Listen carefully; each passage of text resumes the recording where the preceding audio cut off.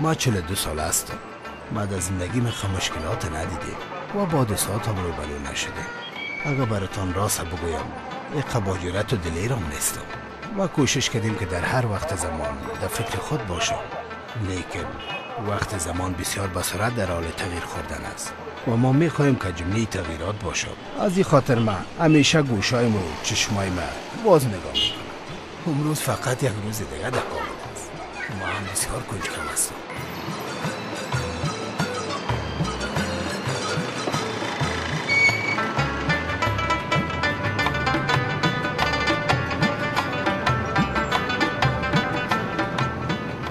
اولین نمایشگاه بین‌المللی قالین در افغانستان.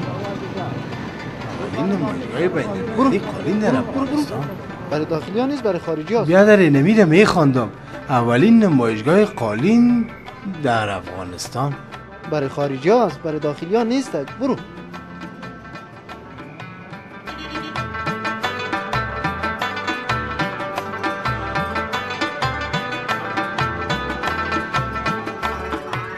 اولین نمایشگاه بین المللی قالین در افغانستان، کابل، هتل سیرینا. باید ما در این نمایشگاه برم، چرا که اولین نمایشگاه بین المللی قالین در افغانستان است.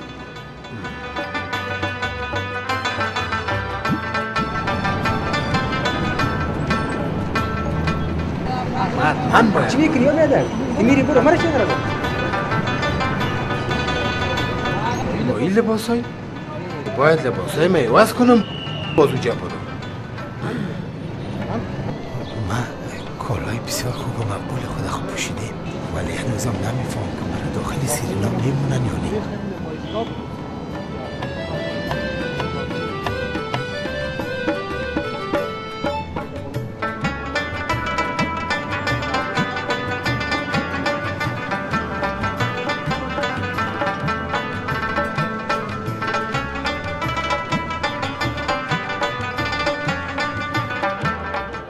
بسیار خوش هستم که از این موانع تیر شدم، لیکن هنوزم باورم نمیاید.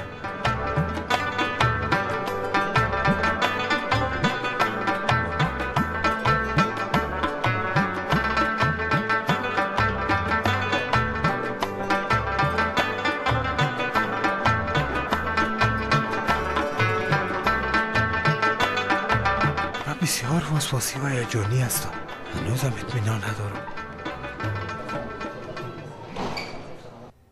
ما میخوایم که در نمایشگاه برم. شما رجسته شده؟ نه خیلی دفعه اولم است که آمدیم. اسم مبارکتان؟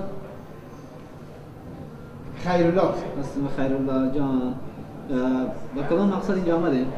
گفتیم صاحب پوسترها را دیدیم، گفتیم در نمایشگاه نمایشگاه قالین. شما میتونین شرکت کنین، برین ببینین، از نمایشگاه دیدن کنین. چیزای خوشتان آمد ببینین، نامد. اینمیجا اداره انکشاف صادرات افغانستان. دی پایانش صاحب انگلیسی نوشته است، من نمیفهمم. اینمی میشه که برای ما معلومات بده. محترم اداره انکشاف صادرات افغانستان که اداره اجرایی وزارت تجارت صنایع افغانستان است که میخواد برای تمام تاجرای افغانی سهولت فراهم بسازد. بسیار خیر ببینید. زنده باشید. بفرمایید. همین بفرمایید.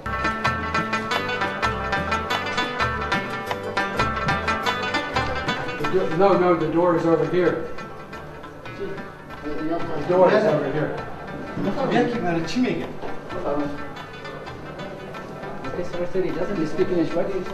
I was telling him the door was over here. تشکر، بسیار تشکر. Thank you. اولین بار است که من اینجا آمدیم. Yes, the first time that I come here. Hello. Nice to meet you.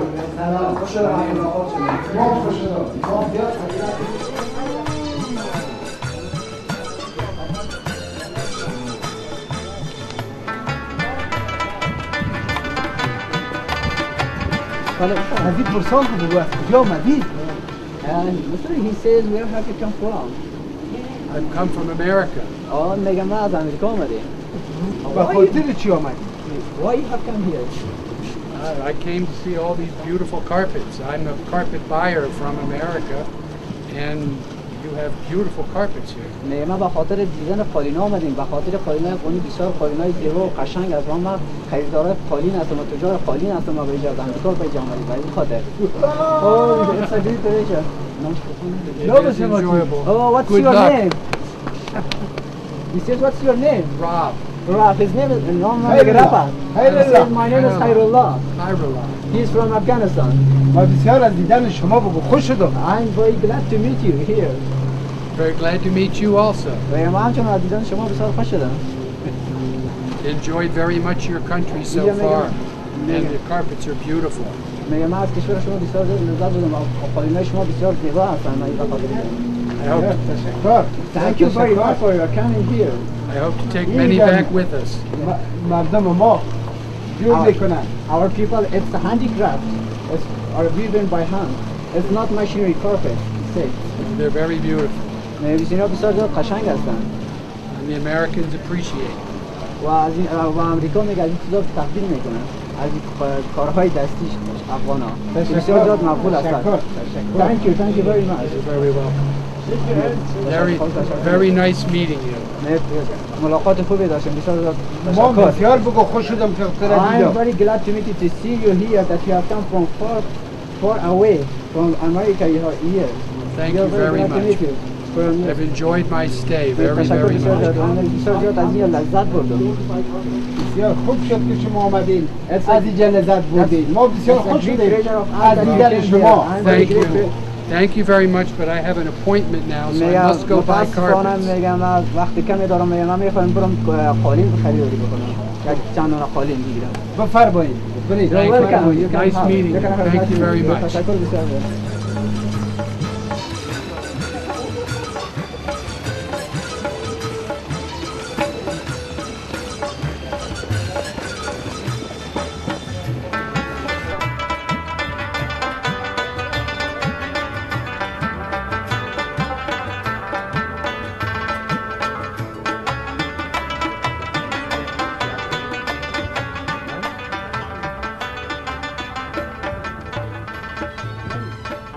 السلام علیکم. و علیکم السلام. چطور هستید؟ خوش آمدید. خوش باشید. خیراتی هست؟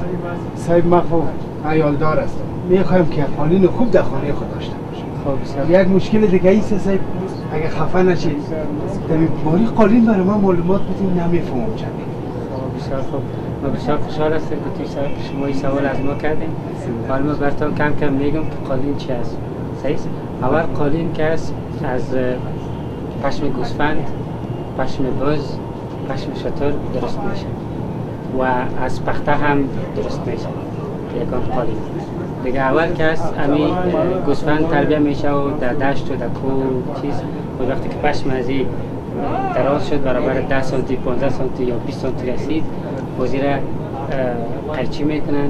بعد از این پشم شسته میشه، پشم سرد میشه، یعنی که سفیدش در سفید، کریمی در کریمی، خاکستری در خاکستری.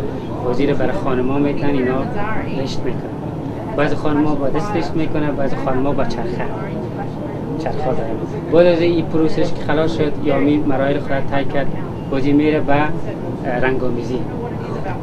بعد از این کارخانه‌ای که قالین جور میکنن دیگه رنگ دارن، کلان و اوپر میشه. بعضی کارخانه هست که رنگ کیمیاوی استفاده میکنن، بعضی کارخانه هست که رنگ طبیعی استفاده میکنن. طبیعی به این معنی که یعنی از گلای قسم گلا، مثال رویان مثل یک ریشه است در زیر زمین میروه به اول بهار از طرف اندخوی و دولت آباد و اینجا جمع آوری میشه. وضو بعد از خشک میشه، میده میشه، این صرف برای رنگش رو بکار میبرن. دیگه از پوست انار رنگ زرد درست میشه، از پوست چارمغز رنگ مثال نسوری درست میشه. دیگه این رنگا از ایندیگو یک رنگ است که برای رنگ نیل استفاده میکنه، مگر متاسفانه در افغانستان ما شمار نداریم چون که یک هوای بسیار گرم کار داره و از هندوستان میاد ایندیگو. دیگه رنگ گل اسپرک میگن، وام به رنگ زرد استفاده میشه. دیگه زمچ است، وام به خاطر فکس کردن رنگ و فرمولش درست میشه. وقتی که رنگ قالین خوب بود، محکم بود، از رنگای طبیعی استفاده شده بود، قالین داشته دوامدار داره. یعنی که مثل قالین کونه و ما میتونیم کنترین یعنی قدیمی ترین قالین از 2500 سال پیش از امروز در موزیم لنینگراد است قالین به نام پزیلیک و این تاریخش همی دانشمندان تعیین کردن که از 2500 سال پیش یعنی 500 سال قبل از میلاد این قالین درست شده و بعد از اون به مابین یک تابوت بوده. این قالین چند چیز دیگه هم در تابوت بوده در منطقه سایبریا اونجا با یخی بسته شده بوده. وقتی که اقلیم تغییر میکنه اساس تا یخ گرم میشه آو میشه بعد از این تابوت به دریا میاد.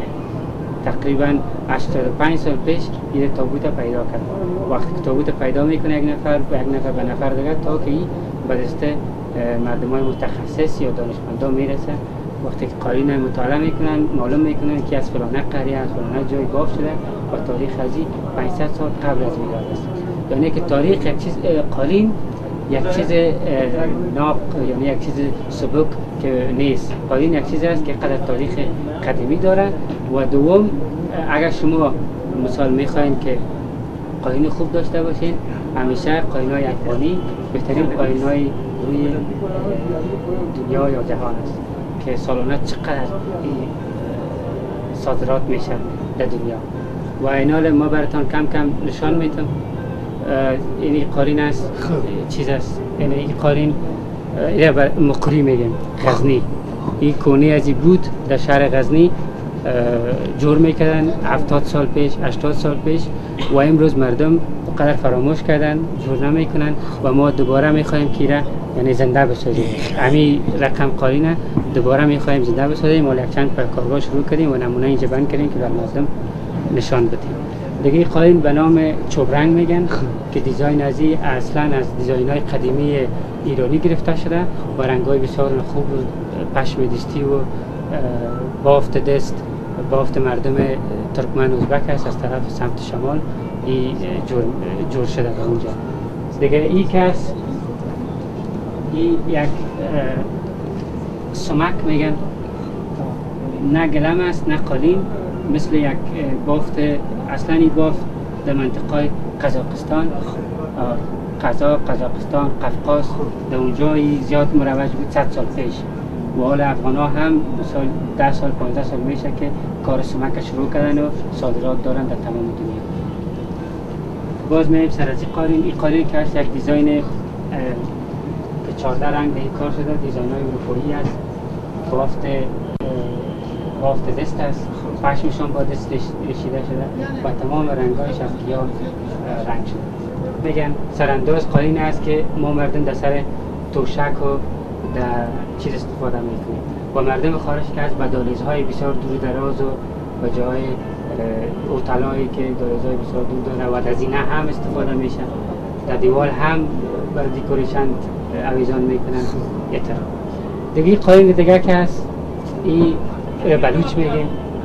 اصلا این کونه نیست قالین نو است که امروز ما به سبک قالین‌های کونه بلوچ این جور میشه که در منطقه ایرات افغانستان قالین امروز از اونجا آمده. در اونجا ما تار رنگ میکنیم پشم درست میکنیم روان میکنیم اونا میبافن پس ما 6 تا قیچی میشه در کابل میکنیم و این طور به فروش تیار است.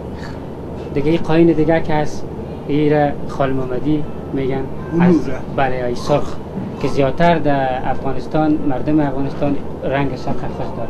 همین خال محمدی و خوج روشنایی. این قالین از دنخوی جور شده. از دنخوی آمده و بافتشان بسیار خوب بافت است. رنگایشان بسیار مقبول است. تقریبا این دیزاین ها 15 سال میشه که کار شده و بسیار نتیجه خوب داده برای داشتیز برای فامیلای افغانی بسیار خوب است. یک دونه سرخ صحیح ما میبرم. سرخ اینال شما اول قالین که میبرین ببینین که پرده خانه تان چه رنگ است، فرنیچر خانه تان چه رقم است، رنگ دیوارتان چه رقم است، مثلا توشکایتان بالشتایتان با چه رقم است. باز مطابق قدمو یک قالین خوش کنین ببرین. و قالین خوب امو است که وزن گرنگ داره. وزن داره پشم چرا ما فرش میکنیم بالایش میشینیم میخیزیم پشم بلند داره یعنی که اقل از 1 سانتی زیاد یا 2 سانتی پشم داشته باشه.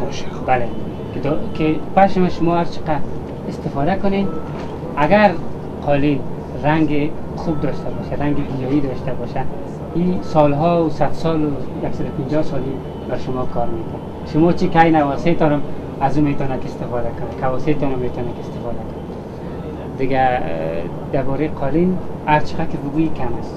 والا کم است.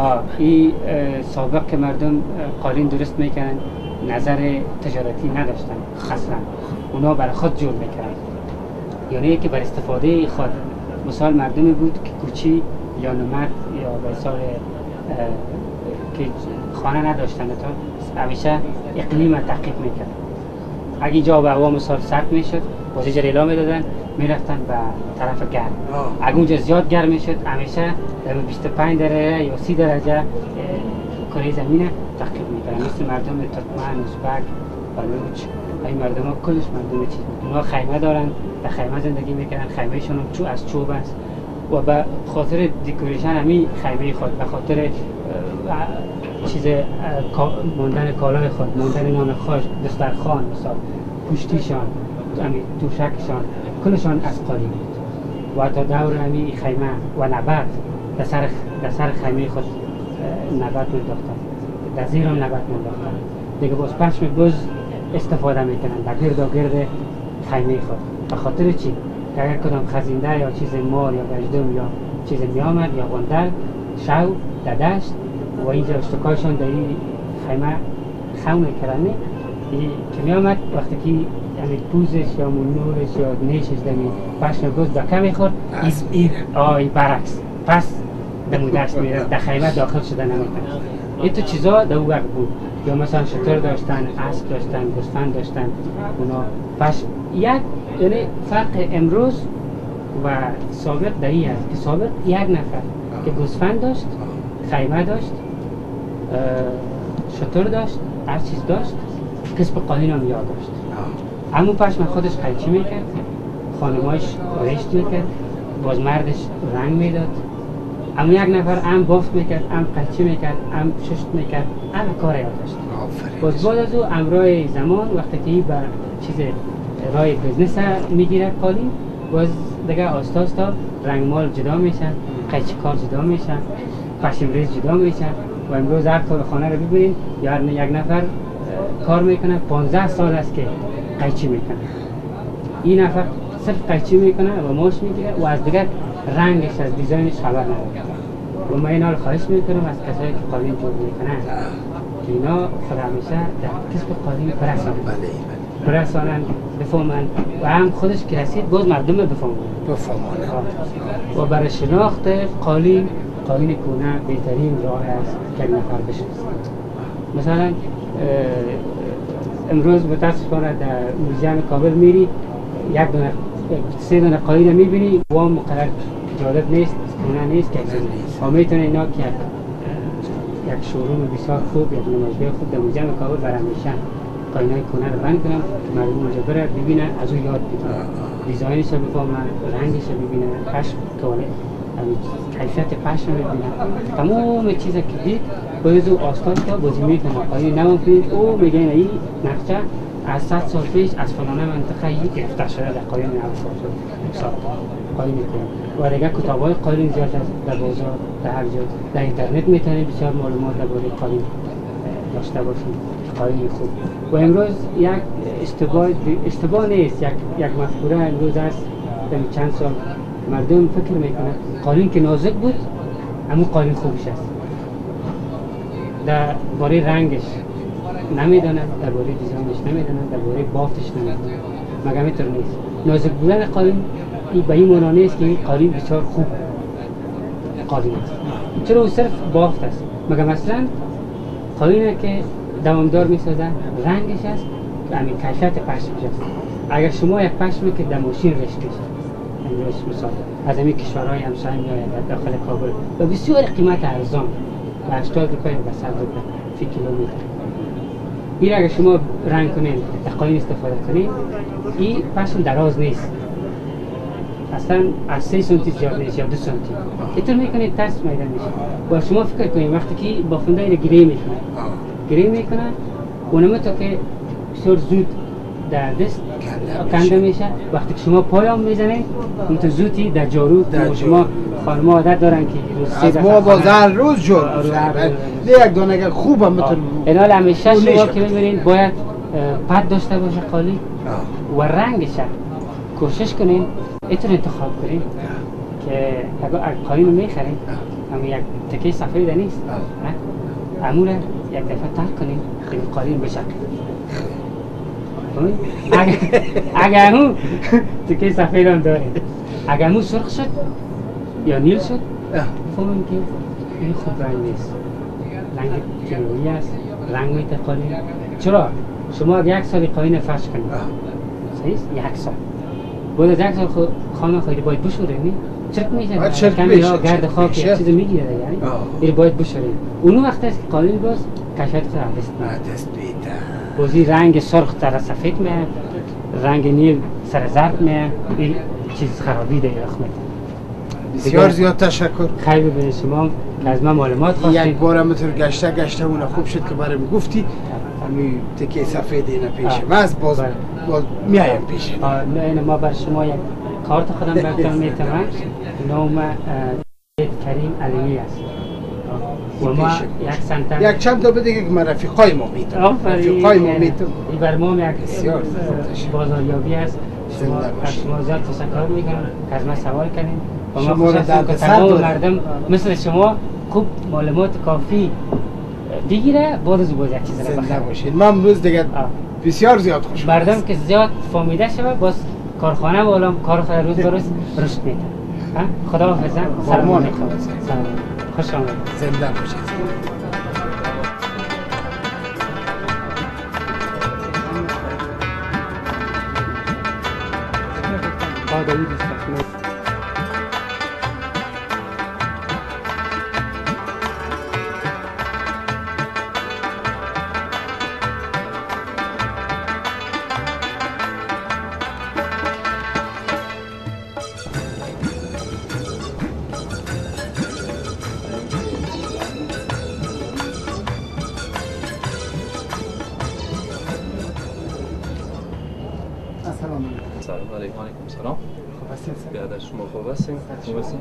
شما فروشنده قالینا هستید؟ بله.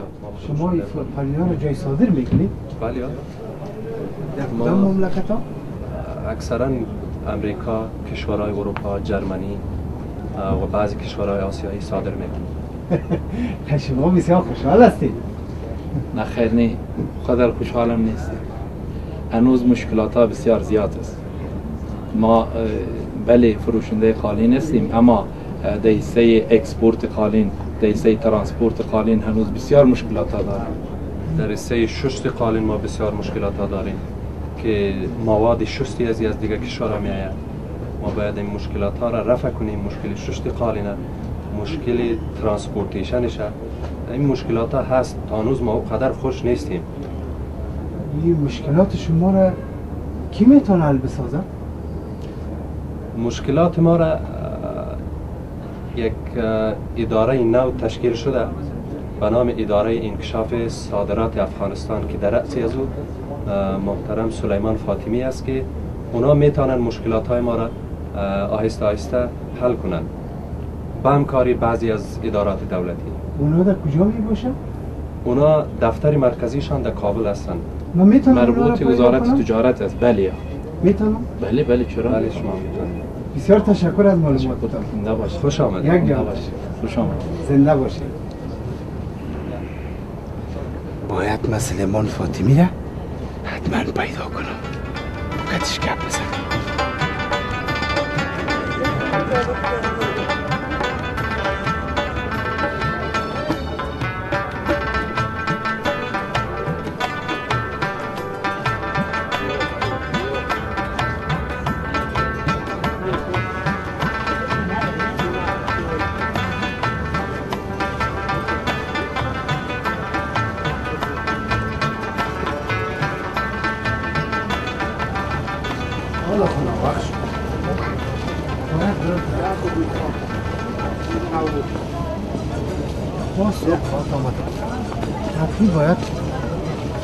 سلیمان فاطمی رو پیدا کن.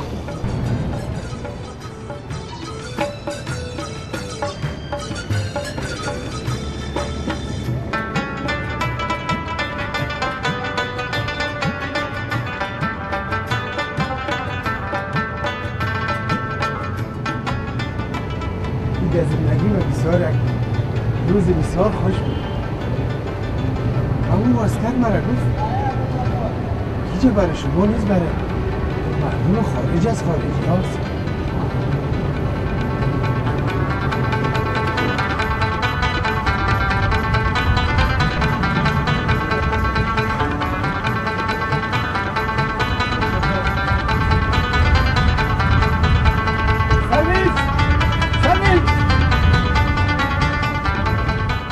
ما امروز صبح که از خواب بیدار شدم هیچ فکر نمی کردم که چی گپ میشه، لیکن امروز زندگی ما به طرف خوبی تغییر خورد.